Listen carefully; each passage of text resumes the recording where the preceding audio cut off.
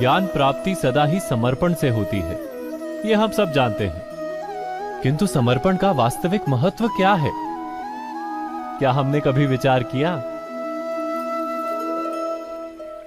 मनुष्य का मन सदा ही ज्ञान प्राप्ति में विभिन्न बाधाओं को उत्पन्न करता है।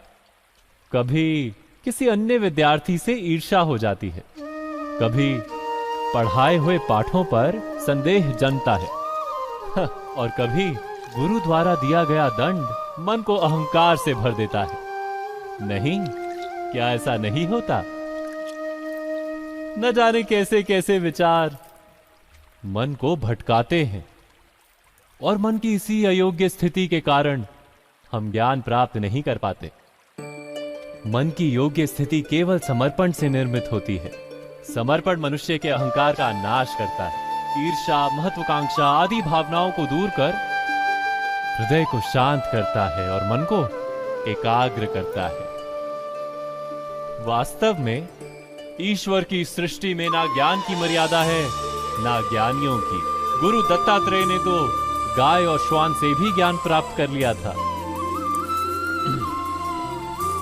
अर्थात विषय ब्रह्म ज्ञान का हो या जीवन के ज्ञान का या गुरुकुल में प्राप्त होने वाले ज्ञान का, उसकी प्राप्ति के लिए गुरु से अधिक महत्व है उस गुरु के प्रति हमारा समर्पण। क्या यह सत्य नहीं?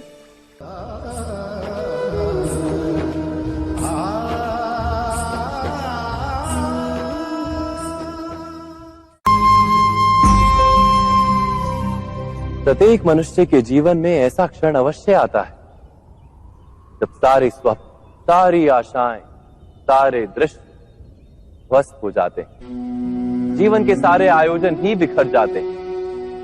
एक और धर्म होता है और दूसरी ओर सुख। इसी को धर्म संकट कहते हैं। जब धर्म का वहन ही संकट हो और धर्म का त्याग ही सुख हो। विचार कीजिए, कभी किसी स्वजन के विरुद्ध सत्य बोलने का अवसर प्राप्त हो जाता है, कभी ठीक दरिद्रता के समय सरलता से चोरी करने का मार्ग प्राप्त हो जाता है, कभी किसी शक्तिशाली राजनेता या राजा के कर्मचारी का अधर्म प्रकट हो जाता है। सबके जीवन में ऐसी घटना बनती ही रहती है। अधिकतर लोग ऐसे किसी क्षण को धर्म संकट के रूप में जान ही नहीं पाते। हमें किसी प्रकार के संघर्ष का अनुभव ही नहीं होता। सहजता से सुख की ओर खींचे चले जाते हैं, जैसे मक्खी गुड़ की ओर खींची चली जाती। वास्तव में धर्म संकट का क्षण ईश्वर के निकट जाने का क्षण होता है।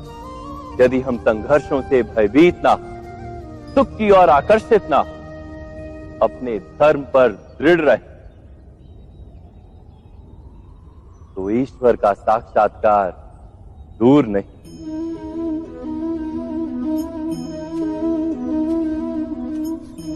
पवन से युद्ध करने वाला पत्ता यदि पेड़ से गिरता है तो भी आकाश की ओर उठता है। पवन से झुकने वाली घास वहीं भूमि पर रह जाती। अर्थात धर्म संकट से यदि हम संकट को ही टाल दें